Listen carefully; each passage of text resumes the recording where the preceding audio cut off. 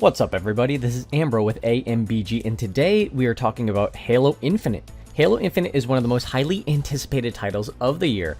With a franchise as storied as Halo, hype is insanely high. As always, if you enjoy the video, remember to give it a thumbs up, and if you want to support the channel further, consider subscribing. It would really help out and I'd greatly appreciate it. Halo Infinite is being developed by 343 Industries and is coming out this holiday season for the Xbox One, Xbox Series consoles, and PC for a retail price of $59.99 or day one as a part of your Xbox Game Pass subscription. Halo Infinite is a big deal. Unless you've somehow lived under a rock for the past 20 years, Halo is one of the most well-known and storied franchises in video games and has even shaped the modern console FPS gaming industry in more ways than you might think. Fair warning, this video does have some spoilers for the franchise, so if you've yet to go through the Halo games, you've been warned. It means so much to so many gamers, and for good reason. While it didn't invent the first-person shooter, it was one of the games that helped bring FPS to consoles. It was one of the first popular console FPS games to use modern twin-stick controls. Halo Combat Evolved, or Halo 1, revolutionized more than just controls for its time. It had some of the best enemy AI, some of the best physics, and best graphics of any console FPS. It was also one of the first console FPS games to use vehicles the way that it did, with its large, sprawling levels, and if I'm not mistaken, it was also one of the first games to use the regenerating shields. But beyond what it did for game design, the original Halo trilogy is just one of the best stories told in gaming, with some of the most memorable characters. It doesn't have a big cast of characters, but the ones that are there are so unique and memorable. Each game in the franchise raised the stakes significantly with its story. The way that they humanized your enemy in the Arbiter in Halo 2 and 3, and how he became an ally. The journey between Chief and Cortana over the years has evolved dramatically. The constant threat of the Flood, the high and mighty, almost evangelical prophets of the Covenant.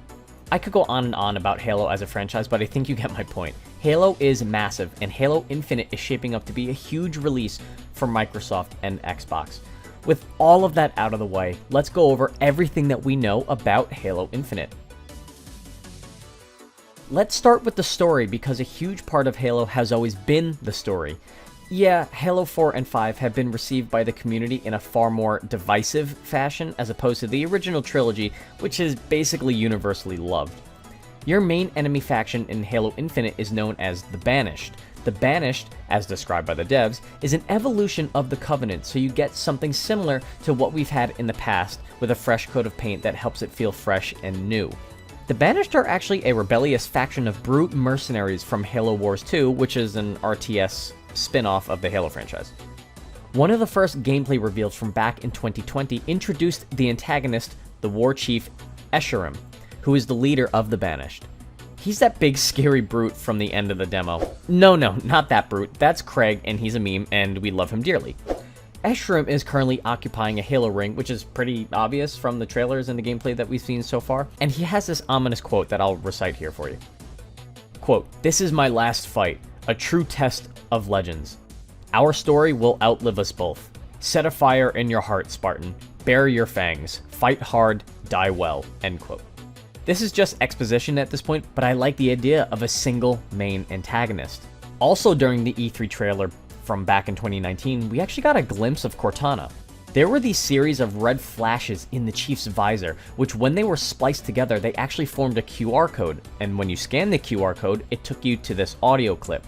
This is part of me. I don't know why, I don't know how, but it is me.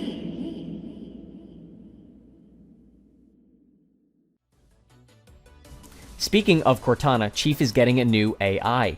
The AI's entire purpose is to stop Cortana, and the AI's name is appropriately named the Weapon.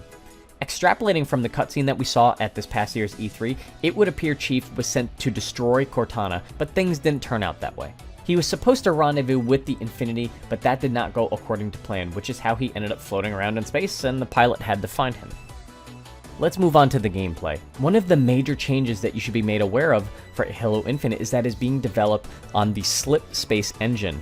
Halo Infinite will be the debut for the Slipspace engine, and it is being designed to give Halo Infinite a much more open world feeling than previous Halo games. While Halo has never truly been open world, the game is known for its big levels that allow you to use vehicles and use the entire battleground to run around and ultimately defeat your enemies. The levels were always linear in a way that you go through a big level, there's enemies, you kill them, and then you move on. But the size of the battlegrounds were always so big, and you always got this impression of fighting on these massive scales, despite there usually ever only being a dozen enemies or so on the screen at any given time. As the games went on, the devs did a good job of balancing more linear sections of the game, meaning corridor combat, and larger sections that gave you this sense of scale. Infinite has more open world aspects to it than past games. The devs have even shown off a little snippet of the map in the demos that we've seen. The one in particular, which was from the 2020 E3 demo that showed the TAC map. You get this section a few hours into the game, and the devs have shown us that there are several objectives that you can tackle in any order, and then there's the main story that you can obviously follow. I think something to keep in mind about Halo Infinite is that it is a cross-generational title. It is being developed to run on the Xbox One, so don't go expecting anything crazy. This has its positives and its negatives, in my opinion. People can't get their hands on Xbox Series consoles or PS5s at the moment, for that matter, so there are tens of millions of gamers on the Xbox One family of consoles that will be able to experience the game and continue Master Chief's story. That being said, we won't see any game-changing mechanics that are exclusive to the series consoles or PC with all of their hardware advantages. I don't think that's a bad thing. Halo has always been a simple game, kill the baddies and be badass. I don't think Halo really needs to do too much, but that's just me. That being said, the game is cross-platform and cross-progression. The game will have a split-screen co-op option, which Halo 5 got heavily criticized for not having, since that has always been a huge staple for the franchise. You'll be able to play with up to 4 people online for the campaign, regardless of what platform they are on. Another change to Infinite is the addition of a day-night cycle. There was a big focus on lighting in the showcases for the Slipspace engine, and now you will be running around these pseudo-open worlds. With that day-night cycle, we'll also have the addition of wildlife, which is really cool, but I don't think it'll go beyond being aesthetically pleasing. This isn't an RPG, so I don't think you'll kill the wildlife for upgrades or collectibles, anything like that, but it's still nice. Speaking of killing, there are some new weapons in Halo Infinite. Halo has always done a good job at adding new weapons to the roster with every entry. For example, Halo 2 added in dual wielding, the SMG, the carbine, the brute shot, energy sword, and a few others that felt really unique and different from the arsenal of the first game. And this tradition has gone on for every entry in the franchise. Even Halo Reach somehow with the DMR and the Needler rifle, even though it was a prequel to Halo Combat Evolved, whatever. Anyway, some of the new weapons include the Skewer, a banished power weapon that almost looks like a Retro Lancer from Gears of War. The Ravager, a banished 3-round burst energy weapon that runs on plasma fuel. The Mangler, a banished pistol with giant kinetic projectiles that fire more slowly than the UNSC pistol but deals more damage. The CQ S48 Bulldog, a new UNSC riot shotgun that replaces the classic shotgun. The VK78 Commando, this UNSC rifle can go full auto and is good for mid to long range. The Pulse Carbine, a familiar but not quite identical version of the classic Covenant Carbine weapon. I'm gonna have to wait and see how these new weapons feel in the hand, but new weapons is always exciting. But let's face it, we're all going to gravitate towards the classic battle rifle anyway, because the battle rifle was the original BR, not, Battle Royale. Now, for other new additions that aren't weapons per se are the grapple shot. Yes, you've all seen the very divisive addition of a grappling hook.